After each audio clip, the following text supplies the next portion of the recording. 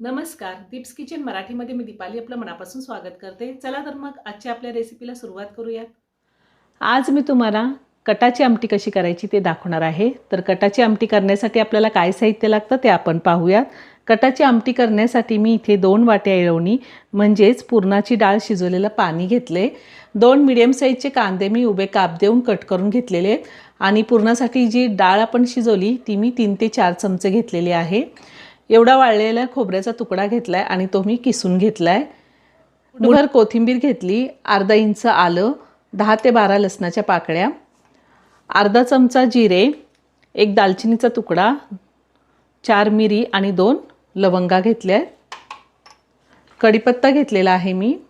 फोडणीसाठी अर्धा चमचा जिरे, अर्धा चमचा मोहरी, 3 ते 4 चिमूट मी हिंग घेतलाय, पाव चमचा हळद, 1.5 चमचा माझा घरगुती कांदा लसूण मसाला घेतलाय, 1 चमचा बेडगी मिरची पावडर ही कलरसाठी घेतलेली, 1 चमचा धने पावडर, चवीनुसार मीठ लागणार आहे आणि आपल्याला तेल लागणार आहे. गॅसवरती मी लोखंडी तवा ठेवलेला आहे आणि 1 चमचा इतकं तेल घातले. आपल्याला यावरती कांदा भाजून घ्यायचा आहे. कांदा आपल्याला चांगला गोल्डन ब्राऊन रंग येईपर्यंत परतून घ्यायचा आहे.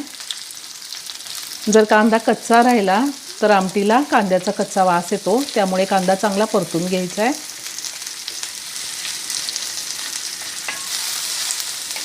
याआधी मी पुरणाच्या पोळीचा व्हिडिओ अपलोड केलेला आहे, त्याची लिंक मी डिस्क्रिप्शन बॉक्समध्ये दिली आहे, तुम्ही पाहू शकता.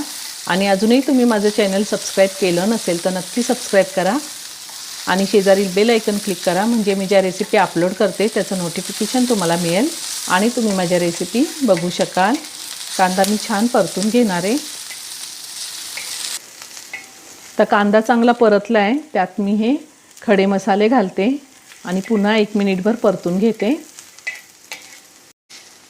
कांदा छान परतला आहे, कांद्याचा रंग चेंज झाला आहे. कांदा मी आता थोडासा बाजूला करते आणि आपल्याला ह्यामध्ये खोबरंसुद्धा परतून घ्यायचं आहे. खोबरंही आपल्याला छान लाल रंग येईपर्यंत परतून घ्यायचं आहे. खोबरं पण छान परतून झालं आहे. आता आपण कांदा खोबरं एकत्र करून घेऊया आणि एका प्लेटमध्ये काढून थंड करून घेऊया. त्यानंतर आपल्याला हे वाटून घ्यायचे. आता हे मी काढून घेते. कांदा खोबरं थंड झालेलं आहे. आता ते मी मिक्सरच्या भांड्यामध्ये काढून घेते.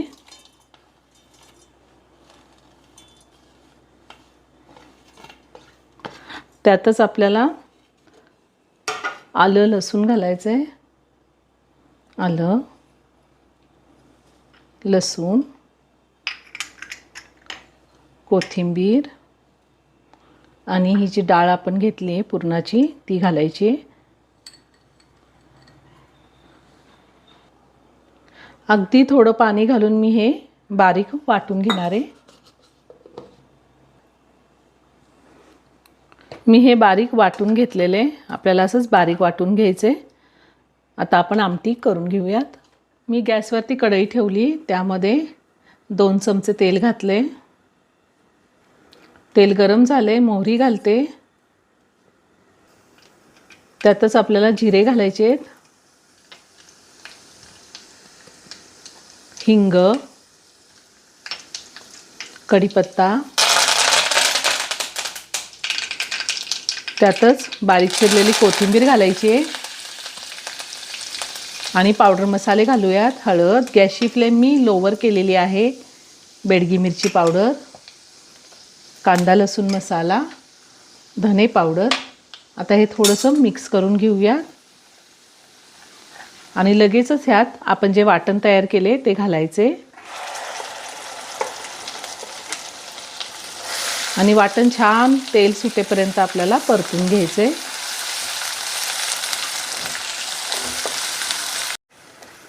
चांगलं 3 ते 4 मिनटं आपल्याला हे वाटण परतून घ्यायचे. आपण कांदा खोबरंसुद्धा परतून घेतलेलं आहे, त्यामुळे वाटण पटकन परतून होतं. वाटण छान परतून घेतलंय, छान तेल सुटले. आता आपल्याला ह्यामध्ये येळवणी घालायचे, म्हणजेच डाळीचं पाणी घालायचे.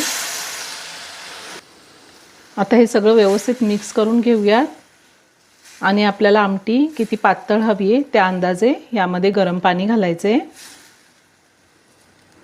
आधी हे वाटण सगळं आपण व्यवस्थित मिक्स करून घेऊयात. मी ह्यामध्ये गरम पाणी घालते. आमटी खूप घट्ट आहे. साधारण मी 1.5 ग्लास इतकं गरम पाणी घातलेले. शक्यतो ही आमटी पातळच असते. आता ह्यात चवीनुसार मीठ घालूयात.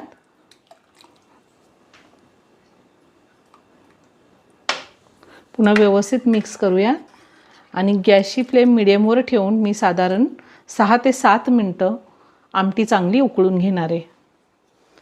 साधारण 6 ते 7 मिनटं झालेली आहे. आमटी छान उकळली आहे, छान कट आला आहे आमटीला. आता मी गॅस बंद करते आणि एका बाउलमध्ये काढून घेते. खूप छान झाली आमटी.